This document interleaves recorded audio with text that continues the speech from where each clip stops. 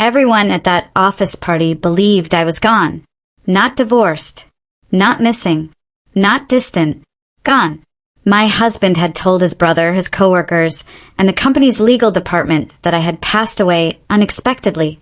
That lie unlocked doors he never thought I'd walk through alive. Before I tell you how I stepped back into a life I was erased from, take a second to support this story. Subscribe to the channel, leave a comment about where you're watching from, and help this reach others who know what it feels like to be written out while still breathing. The first time I saw it, I thought my eyes were tired. The company benefits portal blinked on my laptop screen, the cursor hovering beside a single line that made my stomach tighten. Spouse status deceased. I refreshed the page. Logged out. Logged back in. Same word. Deceased. My name was there. Correct spelling. Correct birth date. Correct social. But next to it, a small gray note. Documentation on file. I sat back in my chair, the hum of the refrigerator filling the silence of my apartment. Outside, traffic moved like nothing in the world had shifted, but something inside me cracked open cleanly, like glass snapping along a seam. My husband, legally still my husband, worked for a mid-sized consulting firm downtown. Benefits, property reimbursements, internal housing stipends. All things I'd never paid attention to, because marriage had taught me trust faster than caution. Apparently, trust had also made me easy to bury. I hadn't spoken to my husband in almost 9 months. No dramatic fight. No courtroom exit. Just distance that kept growing until silence felt normal. The last message I'd received was polite. Need some space. Work is intense. Let's talk later. Later never came. What had come was this. I clicked deeper into the portal. Documents loaded slowly. A scanned form appeared. Company affidavit, signed and approved. The explanation line read, Spouse deceased, verified by next of kin. Next of kin. Not me. I laughed once, sharp and startled, like the sound escaped before I could stop it. Then I closed the laptop and pressed my palms flat against the table, grounding myself in the present. I was alive, breathing, 37 years old, and according to my husband, a memory. It didn't take long to understand why. 3 days later, an email landed in my inbox by mistake, forwarded without checking recipients. Corporate threads have a way of revealing what people assume you'll never see. The subject line read, Office Social, Friday Confirmation. Buried halfway down was a line that stopped my breath. Legal advisor will be present. Ownership, clarification expected. Ownership. I opened the attachment. A venue invoice. My eyes tracked the address automatically. It was the flat. The one I bought before the marriage. The one still in my name. The one my husband and his girlfriend were living in. The office party wasn't just a celebration. It was a soft unveiling. A moment where titles would be introduced, questions quietly answered, and my absence officially normalized. A widow narrative without a funeral. I didn't confront anyone. Not my husband. Not his brother. Not the woman whose name appeared beside his on internal seating charts. I did what I'd always done best when things didn't add up. I started reading. Property records. Company filings. Digital timestamps. A benefits affidavit filed 6 months after my husband needed space. A supporting statement written by a sibling claiming personal knowledge of my passing. No death certificate attached. Just confidence. Confidence carries weight when no one expects contradiction. By midnight, my dining table was covered in printouts, screenshots, highlighted lines. My name appeared everywhere, just never in the present tense. That was when I understood something important. This wasn't panic. This wasn't impulse. This was planned. They didn't think I'd fight because they didn't think I'd show up. The next morning, I called a legal advisor I hadn't spoken to in years. Someone who specialized in asset recovery and identity misuse. When the voice on the other end asked what the issue was, I didn't explain. I stated one sentence. My husband declared me dead to move forward without me. There was a pause. Not disbelief. Recognition. I'll clear my afternoon, the advisor said. By Thursday, the office party agenda was finalized. Guest list confirmed. Catering paid. My husband's girlfriend listed as partner. My name nowhere in sight, except on the property deed the venue used for billing. They were celebrating on ground that still answered to me. Friday evening arrived calm and unremarkable. I dressed simply. Neutral colors. Hair pulled back. No dramatic entrance planned, just presence. The legal advisor met me 2 blocks away, carrying a slim folder and an expression that said everything without speaking. When we reached the building, laughter drifted out through the open doors. Music, glasses clinking, familiar voices pretending nothing was missing. No one expected me to walk in, and that was the mistake. I stepped forward, heart steady, documents secure at my side, already knowing the story had moved past disappearance and into correction. The moment the doors opened, the sound changed. Not louder, not quieter, just different. Conversations bent instead of stopping. Laughter slipped half a second late. A few heads turned, then turned again, like people checking reflections they didn't expect to see. The executive atrium was dressed in soft lighting and glass tables, the kind of place designed to look impressive without feeling personal. Name badges rested beside champagne flutes. A banner near the far wall read Quarterly Milestone Celebration. Someone had chosen war music, something neutral and forgettable. I walked in slowly, not because I was nervous, but because I wanted every step to land. Eyes landed on my face in pieces. A pause. A blink. Recognition arriving in stages. A woman near the bar frowned, whispered to the man beside her. Someone else tilted a head, confused, then glanced toward the group gathered near the windows. That was where my husband stood. The posture gave it away before the face did. Shoulders squared, one hand holding a drink that hadn't been lifted in several minutes. Attention split between the people around him and the door behind him, like someone expecting interruption but hoping it wouldn't come. The interruption had arrived anyway. The first full reaction came from his brother. The look wasn't shock. It was something worse, calculation that failed. A quick scan of my face, my clothes, my expression, like maybe this was a coincidence. Maybe this was someone else. Maybe denial could still work if activated fast enough. It didn't. The brother stepped back half a pace, nearly colliding with a coworker, and muttered something I didn't catch. My husband followed the movement, turned and froze. Not collapsed, not flinched. Froze. The girlfriend, standing too close, fingers resting on his sleeve like a claim, followed his gaze next. The smile on that face didn't vanish immediately. It held for a beat, stubborn and practiced, before cracking into confusion. I didn't stop walking. The legal advisor stayed one step behind, visible but quiet, presence sharpened by restraint. No announcement was needed. No raised voice. The room was already listening. A woman from HR moved first. Polite, professional, uncertain.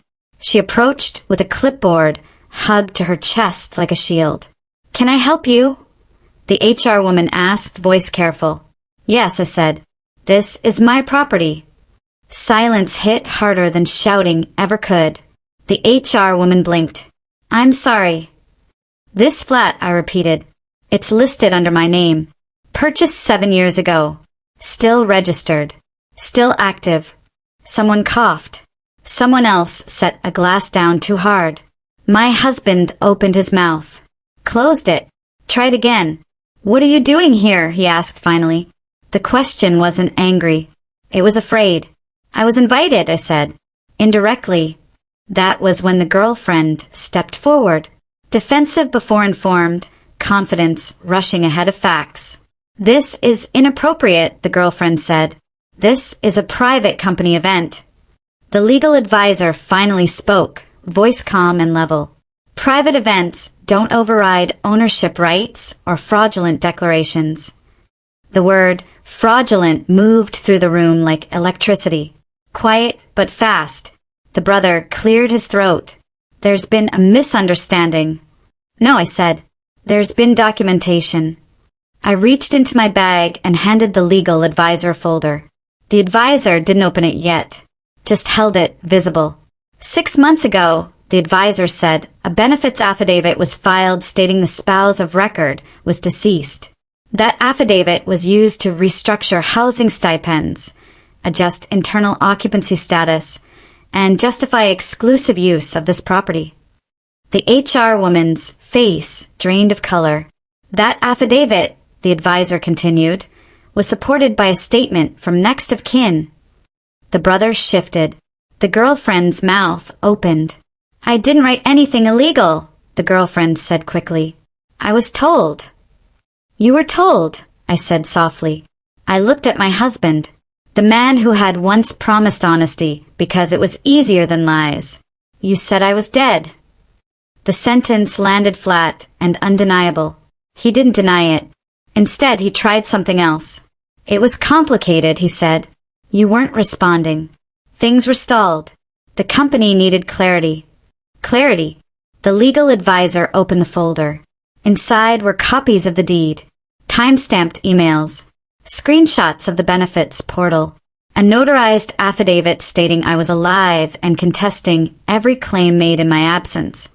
This document, the advisor said, holding one page higher, was submitted under penalty of perjury.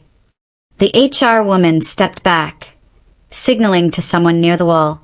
A manager, legal counsel, someone important enough to stop pretending this was social. The girlfriend's voice sharpened. This isn't the time or place for personal disputes. It's the exact place, I said. You celebrated on ground you didn't own. The room had gone fully still now. No music, no chatter. Even the staff near the catering tables had stopped moving. The brother spoke again, quieter. You could have handled this privately. I was erased privately, I replied. This is just the correction. The manager arrived, tie slightly loose, face serious. The legal advisor handed over the documents without explanation. The manager read fast, then slower, then stopped. Is this accurate? The manager asked, eyes lifting. Yes, I said. Every page. The manager turned to my husband. You stated your spouse had passed. My husband didn't answer. The manager turned to the girlfriend. You confirmed this? The girlfriend hesitated. That hesitation did more damage than any confession. I believed it, the girlfriend said.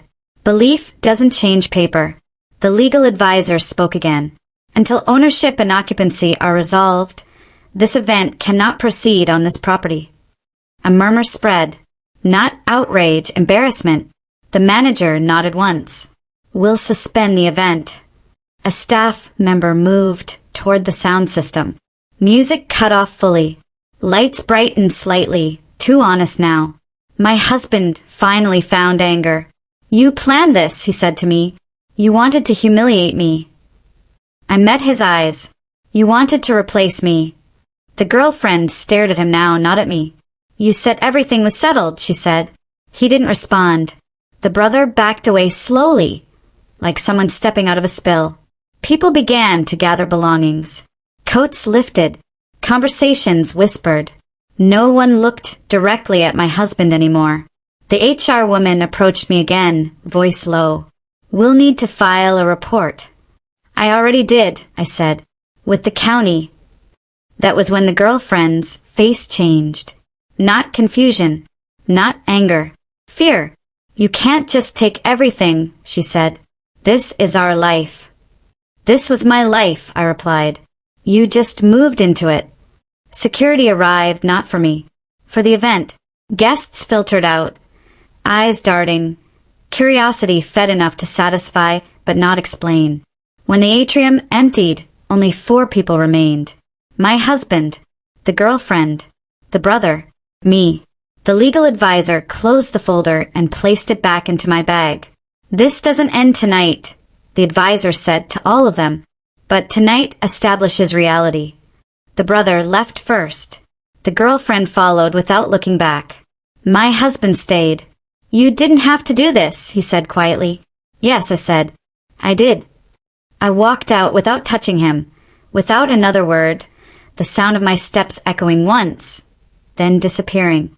The door closed behind me, and for the first time in months I felt present again, not erased, not imagined, not spoken for, just standing where I was always meant to stand. The next morning didn't arrive with drama. No sirens, no frantic knocking, just sunlight slipping through the blinds like it always had. Touching the same corner of the wall where I used to hang a calendar, I stopped updating once my name disappeared from other people's plans. I woke up before my alarm, heart steady, mind already moving. The quiet felt earned, not empty. By 8:17 a.m., my phone buzzed for the first time. An unknown number. I let it ring. The second call came from the same number. Then a third. I answered the fourth. This is corporate legal, the voice said, clipped and careful. We need to clarify some matters related to last night. You already did, I said. I'm alive. A pause. Papers shifting. Breath measured. We're initiating an internal review, the voice continued. There are inconsistencies in filings connected to housing use, benefits allocation, and spousal status. Inconsistencies, I repeated. That's one word for it. Another pause. We'd like to schedule a formal statement. My advisor will coordinate, I said and hung up. I didn't feel triumphant. I felt organized. That afternoon, I sat across from my legal advisor in a quiet conference room that smelled faintly of printer toner and coffee that had been reheated too many times. The advisor spread documents across the table like a map of land that had been quietly stolen and was now being reclaimed inch by inch. This wasn't impulsive, the advisor said. The false declaration was used multiple times. Benefits, occupancy justification, internal housing reimbursement, and most importantly, leverage. Leverage for what? I asked, though I already suspected. Time, the advisor replied. Time to normalize your absence.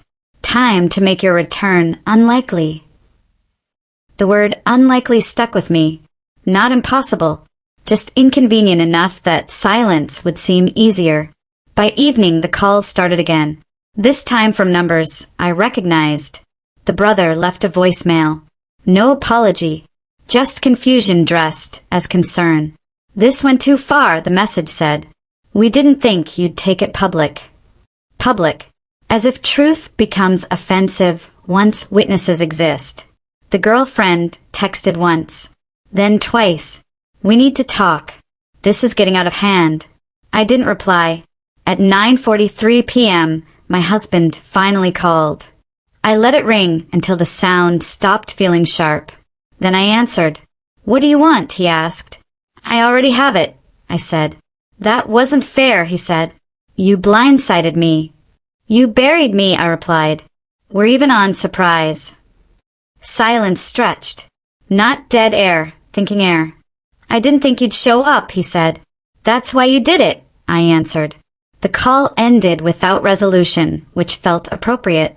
2 days later, a certified envelope arrived at my door.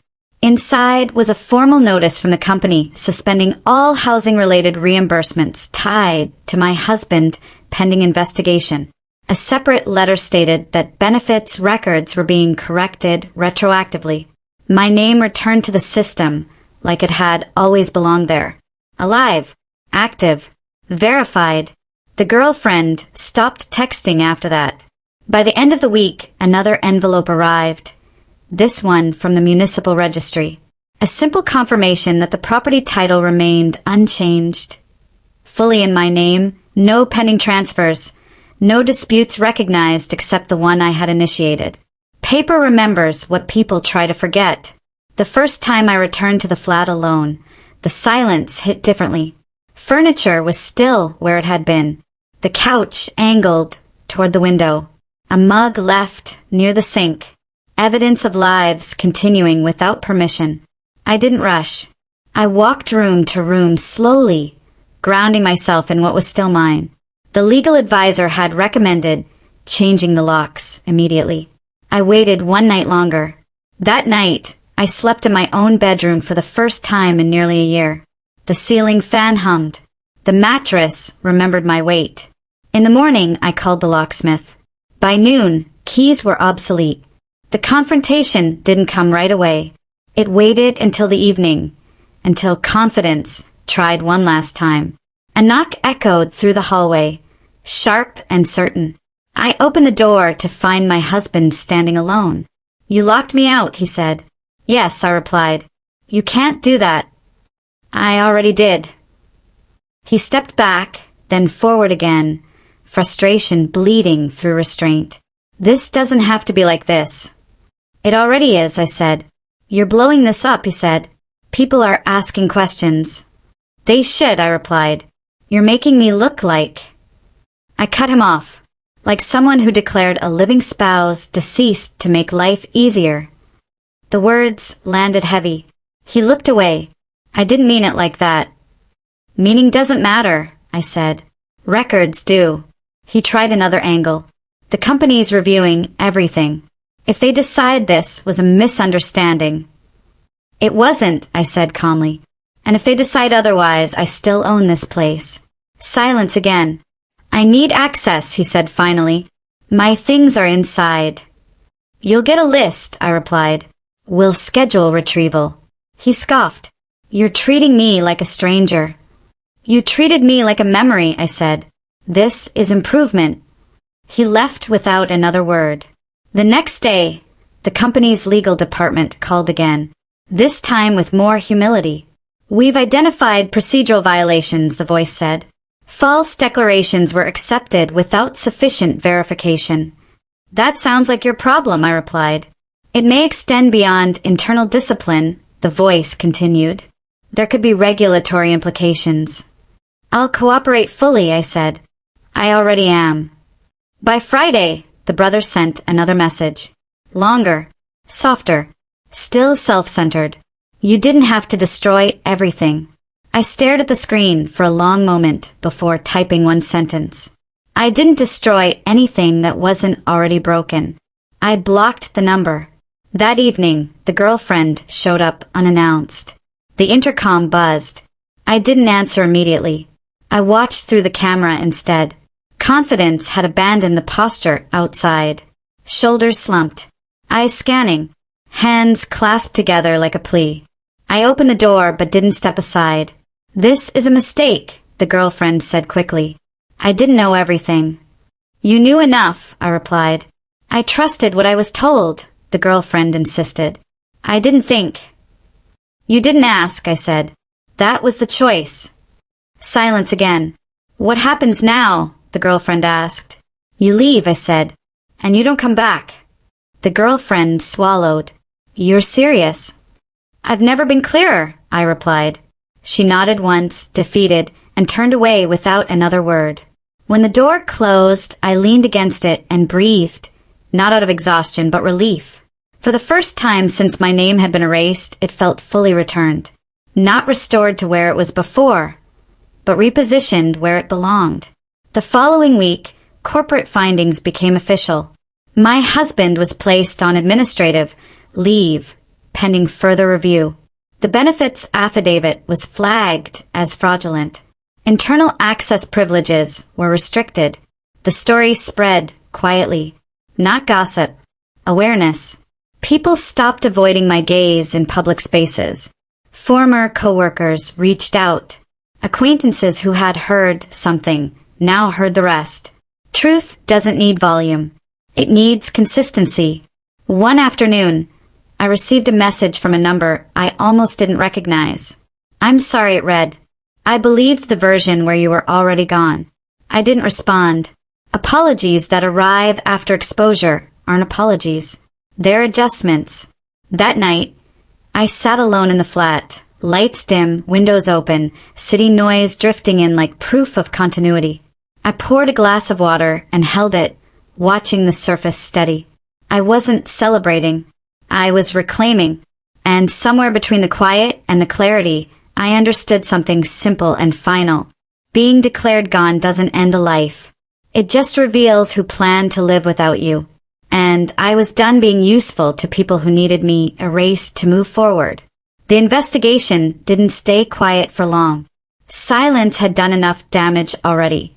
And once the records started correcting themselves, people began realizing how many things had been built on a lie that was never supposed to be questioned. I found out my husband had cleared out a temporary desk at the office before the end of the week. No announcement, no farewell email, just absence. The kind that pretends to be voluntary until paperwork tells the truth.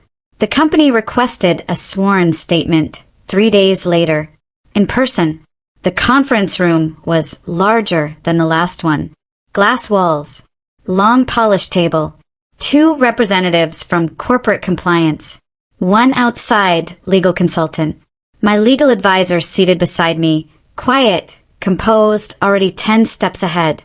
They asked factual questions, dates, communications, documentation, how long I had been living elsewhere, when I learned my status had been changed, whether I had ever authorized representation of incapacity or death. I answered calmly, precisely, no emotion attached to the facts. Emotion complicates things. Truth doesn't need decoration.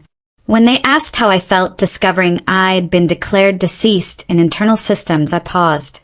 I felt efficient, I said, because once someone decides you're gone, they stop hiding what they're doing. No one wrote that down, but everyone remembered it. By the end of the meeting, the consultant closed the folder and said, "This is not a misunderstanding. This is intentional misrepresentation." I nodded. I know. Outside the building, my legal advisor exhaled slowly. They're going to escalate. I already did, I replied. The next escalation came from family, not corporate. My husband's brother showed up at the flat 2 nights later, just before sunset. No warning, no call, just standing there like proximity alone would soften things. I didn't invite entry. "This has gone too far," the brother said. "It went too far when my existence became inconvenient," I replied. "You humiliated people," the brother said. "There were consequences." "Yes," I said, "there were." The brother folded arms defensively. "You could have handled this privately." "I was already handled privately," I replied. "That's why this worked." Silence stretched between us. Cars passed. A neighbor's door opened and closed somewhere down the hall. "What do you want?" the brother asked. "I want distance," I said, "and accuracy." The brother scoffed. "You always had a way of making things difficult." "No," I corrected. "I had a way of refusing to disappear quietly." The brother left after that. No threats, no apologies, just a shake of the head like disappointment was something I owed. That night, I boxed up the remaining shared items. Not out of anger, out of finality. Personal papers, old electronics, a jacket that wasn't mine. Everything labeled, photographed, cataloged. Documentation is peace when memory gets contested. The following morning, my legal advisor called. They tried to file an emergency injunction, the advisor said. "On what grounds?" I asked. "Incapacity," the advisor replied. Again, I closed my eyes briefly, and it failed, the advisor continued. Hard. The prior declaration worked against them. Of course it did.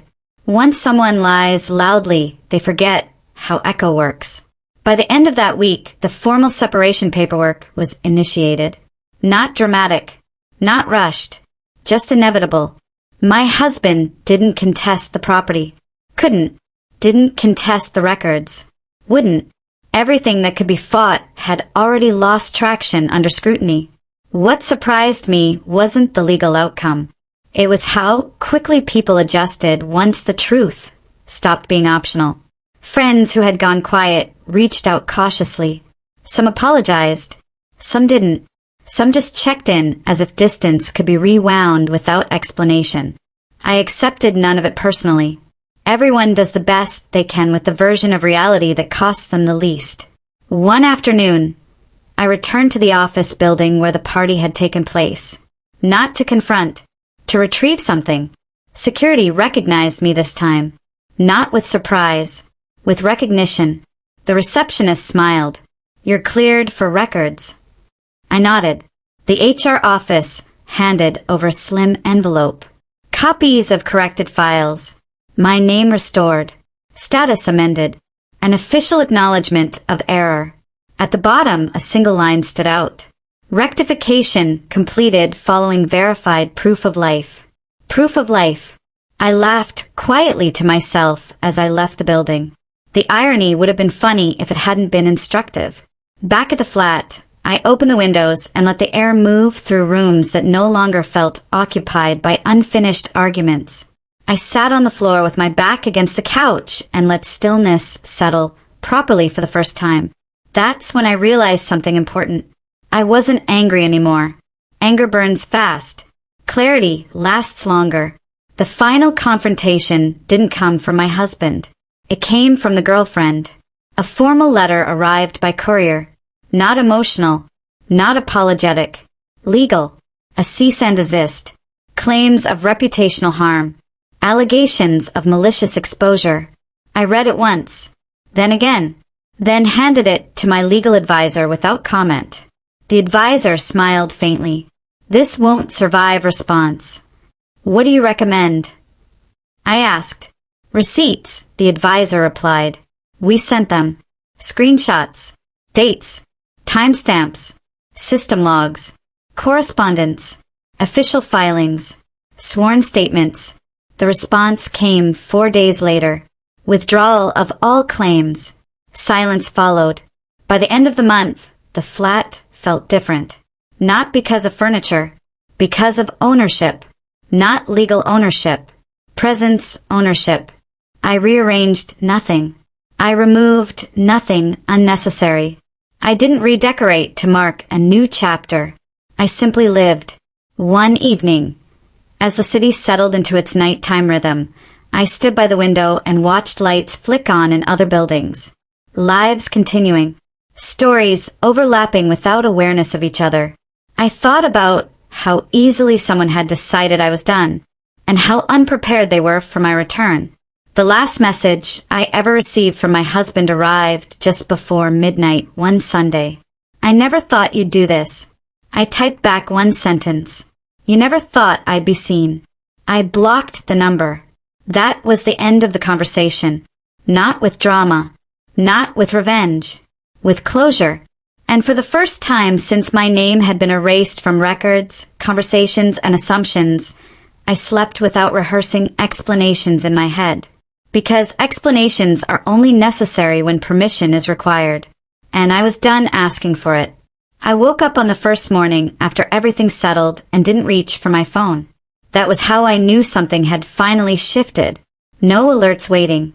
No legal updates. No messages demanding reaction. Just quiet that didn't feel temporary. The flat felt different when I moved through it that day. Not bigger. Not emptier. Just honest. The kind of honest that doesn't echo back at you. I made coffee and drank it standing by the counter, watching sunlight stretch across the floor. That same floor had once been treated like borrowed ground. Temporary. Conditional. Something that could be reassigned with a few clicks and a convenient lie. Now it wasn't. The legal advisor called mid-morning, not with urgency but with closure. "All filings are complete," the legal advisor said. "No pending actions. No appeals." I nodded even though no one could see it. "So that's it." "That's it," the legal advisor confirmed. "You're officially unburied." I smiled at that. "Thank you." After the call ended, I sat down and opened a folder I hadn't touched since before the office party. Inside were old documents, purchase papers, renovation receipts, notes I'd written to myself years ago when I still believed transparency would protect me. One note stood out, written in a rush, corners folded from being carried too long. "If things ever feel off, trust the paper, not the promises." I'd trusted promises longer than I should have. That afternoon, I went back to the building one last time. Not to confront anyone. Not to reclaim space. Just to close a loop. The front desk no longer hesitated when I walked in. No confusion. No sideways glances. "I'm here to retrieve personal items from storage," I said. The facilities manager led me down a quiet hallway to a small, secured room. Inside were 2 boxes labeled with my name. Not crossed out. Not amended. Just written cleanly, correctly. I opened the first box. Old framed photos. A spare key that wasn't needed anymore. A notebook from years ago, half used, the rest blank. The second box held something unexpected. A printed copy of the original affidavit declaring me deceased. Stamped. Signed. Filed. I held it for a long moment, then folded it carefully and placed it back in the box. Some things don't need destruction. They need context. When I left the building, I didn't look back. Not because I was angry, because there was nothing left inside that belonged to me. The next weeks were quiet in a way that felt earned. I handled practical things. Changed passwords. Updated records. Closed accounts that had once been shared under assumptions that no longer existed. I stopped explaining myself. That part mattered more than anything else. Friends reached out. Some cautiously. Some too late. A few with sincerity. I accepted what felt real and let the rest pass. No one asked for the full story. They didn't need it. People sense when something has already been settled. One evening, while sorting through mail, I found a forwarded envelope with unfamiliar handwriting. No return address. Inside was a single page. "I didn't know you were alive. I should have checked. I'm sorry." No signature. I read it once, then set it aside. Not for forgiveness. Not for anger. Just acknowledgement. A few days later, I ran into the brother at a grocery store. Accidentally. Both of us reaching for the same item. The brother froze, then stepped back. "I didn't expect to see you," the brother said. "I live here," I replied. The brother nodded awkwardly. "Right." Silence followed. Not hostile. Just thin. "I hope you're well," the brother added. "I am," I said. And for the first time, it wasn't something I had to convince myself of. We went separate directions without another word. At home that night, I opened the old notebook from the storage box. The blank pages waited patiently. I wrote one sentence on the first clean page. "Presence doesn't need permission." Then I closed it. Weeks passed. The city moved. Seasons shifted. Life continued in small, steady ways. I rearranged the flat slowly, not to erase memories, but to make space for myself as I was now. Furniture moved. Walls cleared. Windows opened more often. One afternoon, while cleaning out a drawer, I found a sticky note with handwriting I barely recognized anymore. A reminder from years ago. Don't make waves. I laughed quietly and threw it away. The final contact came unexpectedly. An email from my husband. No subject line. Just a few sentences. "I didn't think it would go this far. I didn't think you'd come back like that. I hope you're okay." I stared at the screen for a long time. Then I closed the laptop without responding. Not every ending requires a reply. The truth had already spoken loud enough. The flat no longer felt like a battleground or a trophy or a disputed zone. It felt like a place to breathe. Some nights, I sat by the window and thought about how easily someone had rewritten me out of their life. How confident that decision had seemed at the time, and how fragile it actually was. All it took was presence. All it took was walking in. All it took was refusing to stay buried. If this story stayed with you, if it reminded you of a moment where someone underestimated your existence, do one small thing before you leave. Stay connected. Leave a comment with where you're listening from, or what time it is right now. And if stories like this matter to you, make sure you don't miss the next one. Some stories don't end quietly, but they do end truthfully.